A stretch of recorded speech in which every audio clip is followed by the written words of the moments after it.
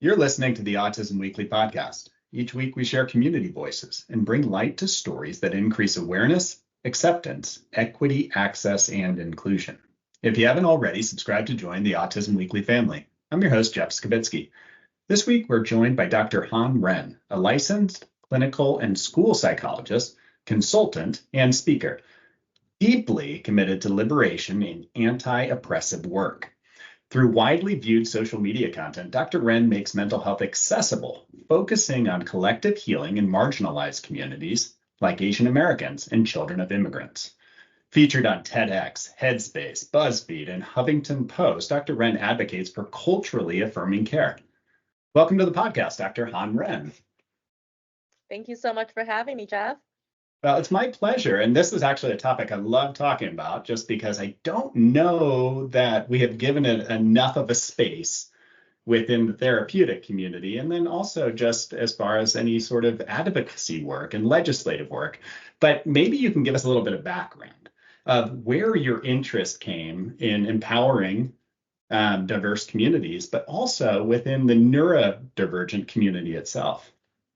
Yeah, I actually got my start in the field of psychology by doing ABA. I was an at-home behavior therapist in my undergrad years, and I worked with a family for many years, and then from there expanded to more hospital clinics. And after I graduated, I was a special educator for several years, and you know, applied some of these more behavioral philosophies to the classroom and interventions there. And then I realized that there's only so much you can do in the classroom. The impact can be very deep and meaningful for the students who you're working with, but beyond your classroom, there's not as much impact. And I also realized that, in these low income Title I schools, there's so much more that goes into wellness and education and the ability to access education than instructional methods or content. The mental health is such a huge element of that, and that inspired me to go back to grad school and get my doctorate in child clinical and school psychology. And from there, it was, every layer of the onion, you realize, oh my gosh, there's so much more. And so once I started practicing, I expanded beyond just focusing on children and working more with adults and people across the lifespan, and realizing there has to be so much more of a systems focus when it comes to applying cultural affirming care and liberation oriented and neurodivergent affirming care, just challenging systems of oppression everywhere that it shows up, which really truly is everywhere. Well, before we get into actually, defining and elaborating on each of those components of the liberation-oriented, anti-oppressive, culturally informed mental health, before we go there, I do want to, I guess, get a better description of what it felt like when you initially entered the field, because you said that you started out in the ABA space, and ABA, as far as the research, as far as the first application, it was very defined around almost a homogenous culture. Absolutely. Did some of that, I mean, what resonated there, and what do you think was missing at that time that maybe in the classroom that maybe we're teaching to a very specific cultural paradigm? Or, I mean, I don't want to flavor the response, but I mean, what did you see at that point of your career that kind of pushed you to say, we should rethink some of this? Yeah, I mean, I started ABA like, Lova's table time, late 90s, early 2000s. So it was really in the heyday of like, wow, this is evidence-based. These are families are seeing so much progress with their children. They are, what did they call them? Indistinguishable by the time they reach kindergarten. And that was the goal, was, to make children indistinguishable whether they actually felt that way on the inside or not. And so I really felt that despite the gains that I could see the families having and the children really being able to like operate within the world that they lived in, they were still really struggling with a lot of different elements of freedom of being able to express themselves. I felt really guilty doing some of the around stimming and sensory seeking. And I think it was several years into this when I got really deep into the hospital work where, children are coming in with significant high support needs. And I was talking to a BCBA there, and she was a mom of a young child. And she said that her daughter was learning to swim and would only go swimming with her goggles. And um, she didn't want her daughter to become dependent on the goggles. So she just threw her child into the water without the goggles. And that felt so horrifying to me. And I wasn't a parent, and I kind of smiled and nodded, but it really felt um reductionistic. Like, yes, you want to be aware of like what behavioral supports you're putting in when you're teaching a new behavior, and there's so much more that goes into the human experience beyond what is observable, and the antecedent behavior consequence paradigm. And so that's when I really started getting some doubts about it. And then when I entered the classroom and I had a lot more autonomy to design my own programs, I realized there was so much that was not going to be effective if it was just happening in this small bubble without the contextual information of the lives that my students were living outside of the classroom. Yeah, I think I experienced a similar journey to what you have experienced as well, is that I went through the path over the last 25 years of starting off with the same sort of low VOS, very specific methodology, which it has its place. But what I really appreciated is recently is that there's been a huge movement to really being able to evaluate culturally sensitive, neurodiversity affirming, and assent-based care, which I think all wraps into some of the concepts that hopefully we'll discuss, because not only is this ABA, but this is all therapy that should be looking at a lot of context here. So what does, and we have a broad audience here who probably this terminology is like, oh, come on, let's break this down. But what does liberation-oriented, anti-oppressive, and culturally informed mental health, what does that mean for a family? And what does it mean in general? Well, the historical roots of liberation psychology came from Latin America in the 80s, from the work of Frantz Fanon and Ignacio Martin Barro. It was psychology made for the oppressed by the oppressed. With all the civil war stuff going on in Latin in the 80s, there was a need for kind of an uprising where we really are taking into account the impacts of oppression, power differentials, and systems in the mental health and individual well-being of people. And so that's really the roots of it. And then, throughout the past 30 years, it has spread more globally. And as we have seen sort of the political landscape become more polarized and, worldwide movements towards high control, fascism types of beliefs, liberation psychology has become even more important as a way to give voice to the oppressed, and recognizing that it's not one size fits all. And a lot of the history of psychology and mental health care as a whole is based in oppressive, Eurocentric, individualistic paradigms. And so liberation psychology really calls that into question and asks us to examine the power differentials and take kind of a structural analysis approach to who is this made for? How is it working? Who is this serving? Why are we doing this?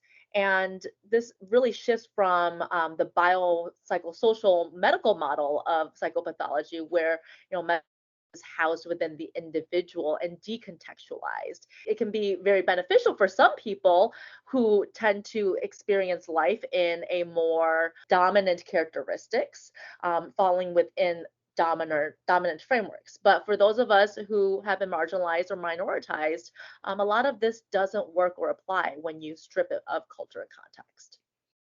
So when we're talking about neurodivergent families, or those who identify as autistic or neurodivergent themselves as individuals, you had mentioned some of those things earlier, as far as, you need to look like us, you need to behave or think like us in order for acceptance. Is that the same sort of philosophy of, therapy might need to look at what's empowering for that individual versus how to make that individual fit a norm or fit a box? Yes, absolutely. And so that's what anti-oppressive care is. It's, examining the spectrum of power to oppression for every single domain, whether we're talking about race, ethnicity, gender, sexuality, relationship orientation, neurodivergence. Neuronormativity is absolutely a thing, saying that neurotypical folks are, the standard, the normal, the sets the tone for how society should operate. But we know that diversity is what makes the world go round in all its forms. And being able to embrace and amplify and empower people whose brains work differently to still find, their own place in the world without having to conform and contort so specifically to fit this norm. So when you're talking about this philosophy, I almost immediately question why this isn't embedded into all treatment, into all therapies. And you do a variety of therapies yourself, if I'm correct. It's so what does this look like? If a clinician is saying, this needs to be a core part of how I practice, how would that change from what would be a traditional therapy model? Yeah, it's really taken a lot of background information, working more collaboratively with your clients or therapy seekers. It's working with the open-mindedness of like, I don't know everything. This doesn't have to be this hierarchical relationship. You are the expert on your own life. I'm the expert on some things when it comes to the brain and learning and mental health. But there's always room to grow. It's tuning to what we don't know and being curious about it rather than coming in with like assuredness or an expert model of what we do know. I think a lot of times the interventions that are focused, cognitions and behaviors and what is going to help a person on an individual basis. And it doesn't take into account, well, this person comes from a collectivist background and they can't just tell their parents, oh, I'm going to set boundaries with you and not see you this weekend. That's going to really cause a lot of trouble for them longer term and in the homeostasis of their community. It's taking into awareness that not everything, that we define as like self-care is going to be accessible for people who don't have the financial means. It's taking into account that a person may be very hypervigilant around police or certain members of authority, and it's not just in their head. It's something that has been validated and in their bones and their lineage for generations. And of course, they're going to feel that degree of vigilance. And so it really takes context, history, generations, and trauma into account a lot more than traditional Eurocentric models do. Yeah, and it almost seems like the way that I am hearing what you're saying is that, as a field within the therapeutic model, we've always said, hey, we need to look at the ecology of family, but we've never really focused on the culture itself, and that you've defined some urban cultures, some ethnic cultures. I mean, there's so much out there that probably constitutes who this individual is and who their unit or who their community is, and that's what you're treating, is to empower them to collaborate and contribute back to their community. So when we're doing this, and is there a therapeutic model where you're saying, hey, you know what, this doesn't fit? Like if I'm doing ABA and you've done that historically, is that why wouldn't this be a core piece to the evaluation before creating some treatment plan that you do with the individual, with the family, to really understand how it impacts that part of themselves, that identity? Yeah, I mean, it really should be baked into everything, but it requires a lot of finagling around, creative ways to implement interventions. It's not as cookie cutter. It's, more work and more labor in some ways. And there's also a lot about our systems that we actually can't change. And so, that can be really frustrating and disheartening for a lot of folks when we realize, gosh, there's so many layers of oppression at every single level, and it's rooted in supremacy culture and, whiteness and patriarchy and capitalism and all of these major systems that the world operates under. And at the root of it, it's rooted in colonization.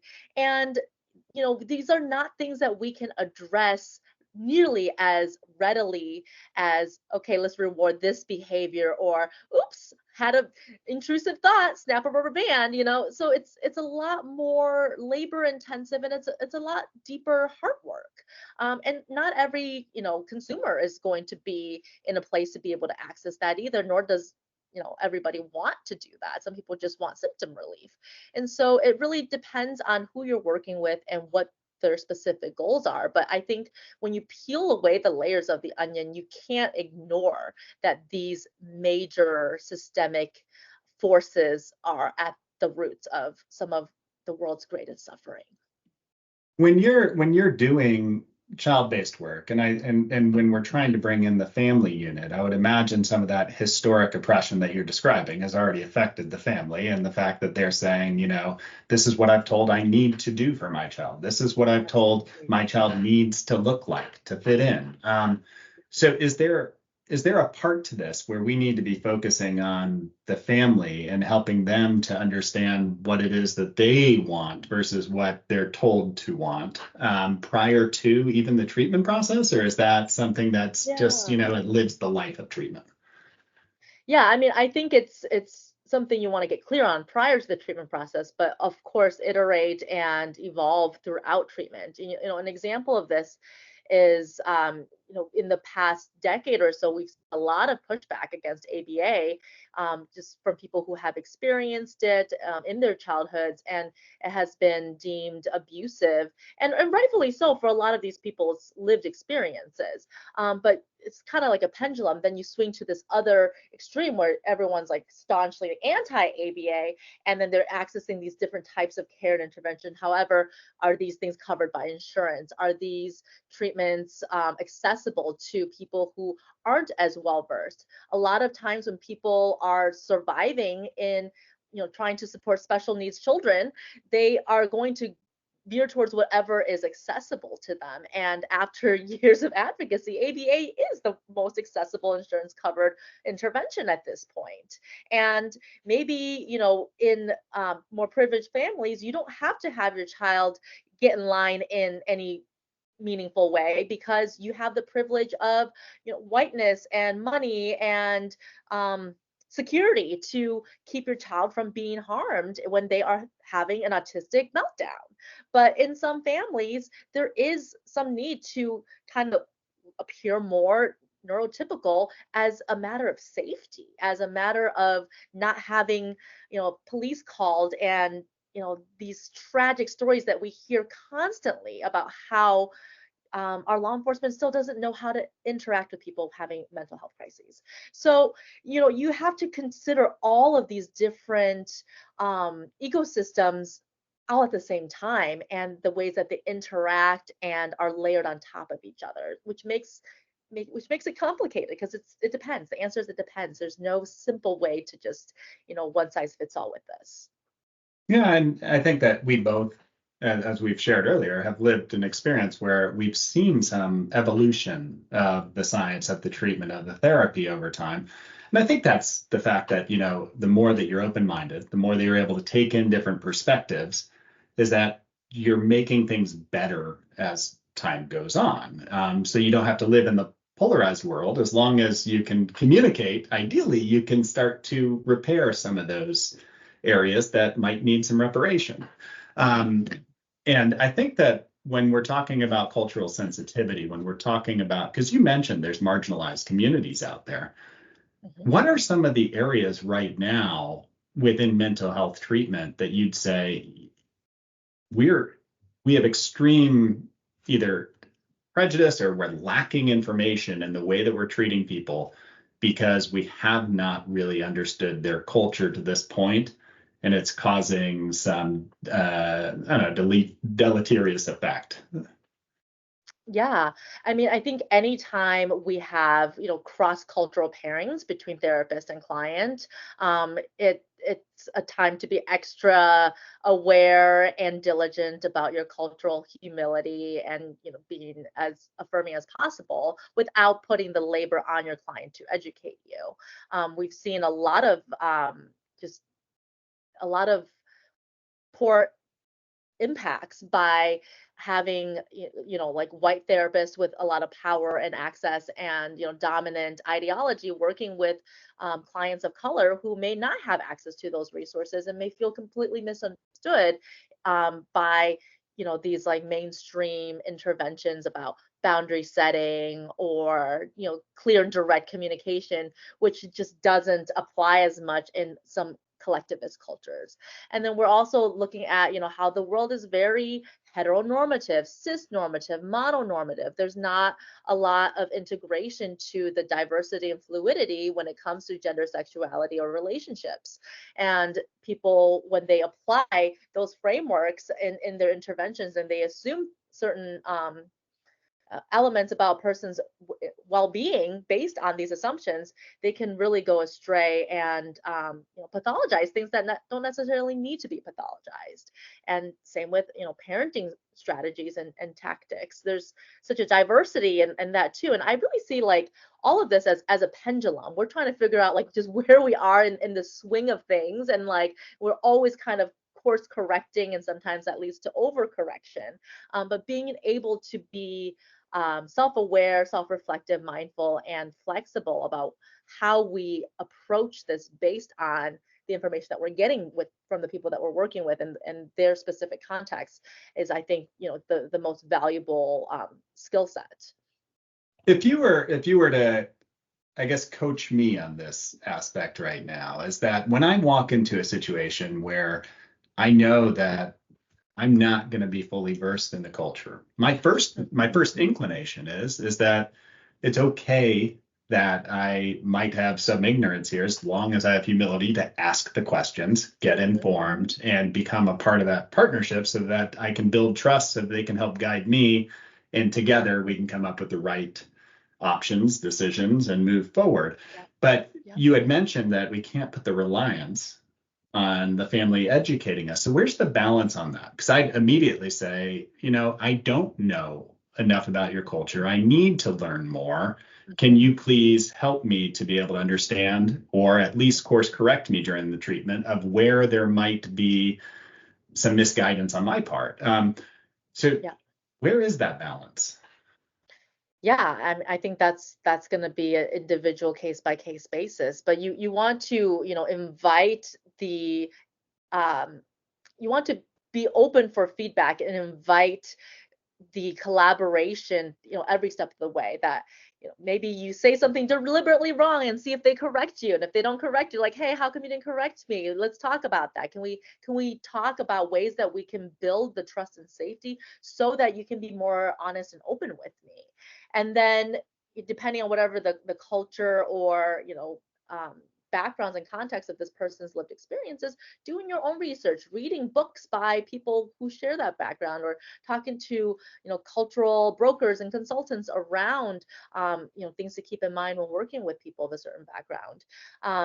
And then depending on the family or the client's degree of assimilation or acculturation to dominant culture, they might say like, what, this isn't as big of a salient element to my identity, and like we can operate from a more mainstream perspective. Or they might say, this is a huge element of my identity, and there's nothing that you can learn or do, and there's nothing that I can teach you that's really going to help me get that sense of safety. And so I need to go find someone who shares more similar characteristics with me from a lived perspective. And that's okay too. We're not for everyone, and not every clinician and client pairing is going to be the best fit.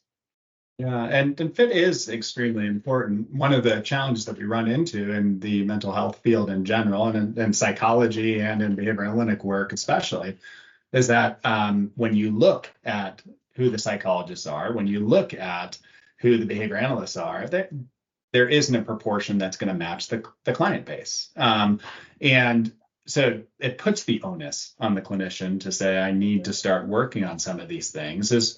Where's the start for that? I mean, should it be more in the education program from day one when you enter into a master's program, doctorate program, that this should be embedded in the thought process? Or is it No, something that we absolutely. seek on our own? I mean, both, right? Like a lot of us who, were educated 10, 20 years ago, this was not baked into our curriculum. This was an afterthought. This was one class, if that. And so, if we are already licensed and well established in our careers, it is on us to seek out additional guidance and training on ways to be anti-racist, anti-oppressive, and more culturally humble. In terms of graduate programs, there's so much gatekeeping just from the jump when it comes to the types of students they admit and what they require from their applicant pool.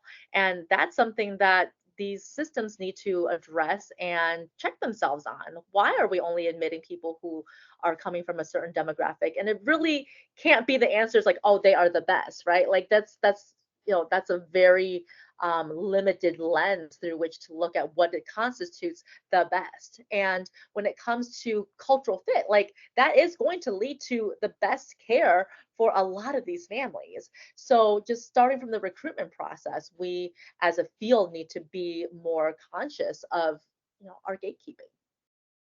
Absolutely. And I would also, I guess, put out there is that a lot of the research right now is not including this in there, is that we've been lucky enough within my organization to be involved with community informed practice research and neurodiversity affirming care research.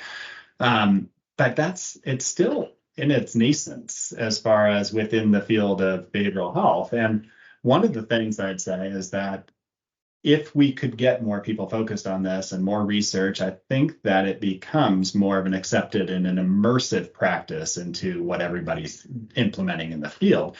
Where do you envision these approaches kind of moving as time goes on? Is it something that it's going to still take a lot of time for the practitioner field to realize A, how to do it, B, that they should be doing it, and C, when and where their competencies are missing? Like, where should we go?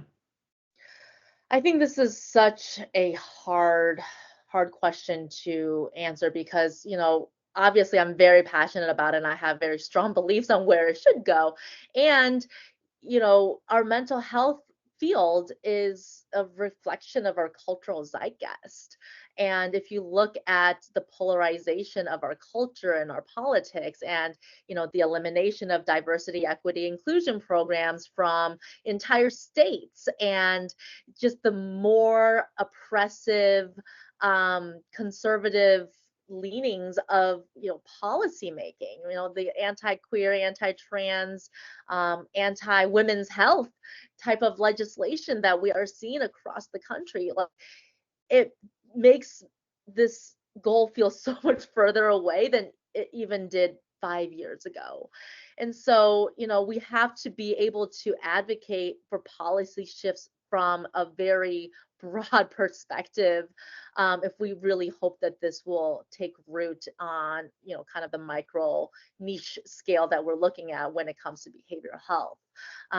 I certainly believe that there is a lot we can still do when it comes to just education within our own communities and our own practices and systems. But it is something that we are running into a lot of pushback from, on a more broad cultural level. I mean, it feels to me as if in the practice of psychology or mental health is that this is a logical movement. It makes a lot of sense that this should be applied. So the emotions of politics really just it doesn't quite match up to me of like No. why that's causing this problem, but it is. And I mean it Yeah. means that time is going to have to be put into it.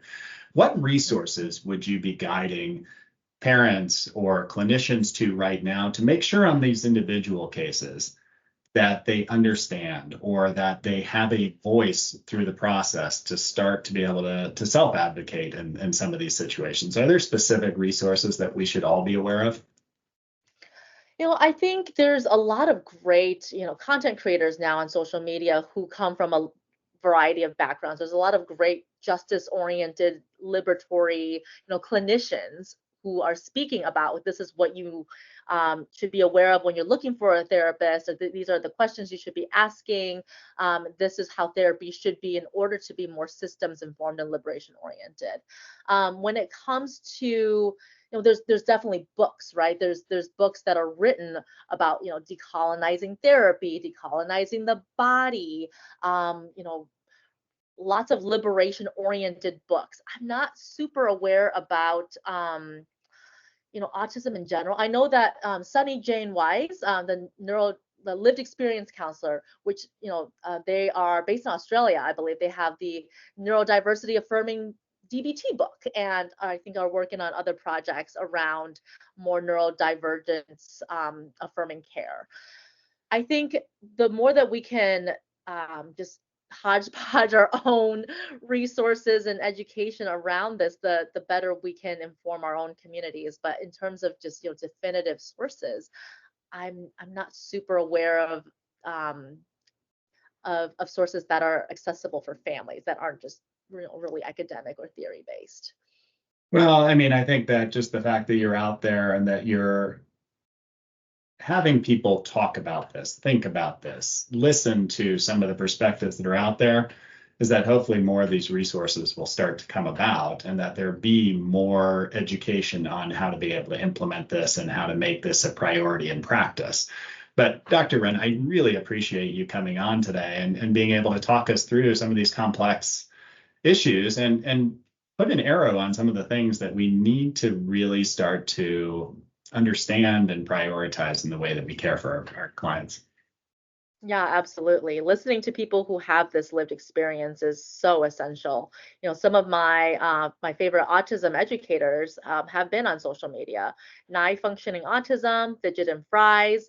These are all Black moms who are advocating for their children, advocating for themselves, and sharing their lived experience, navigating the medical industrial complex as women of color. So these are the primary sources that we should be taking our cues from, and I hope more of us do.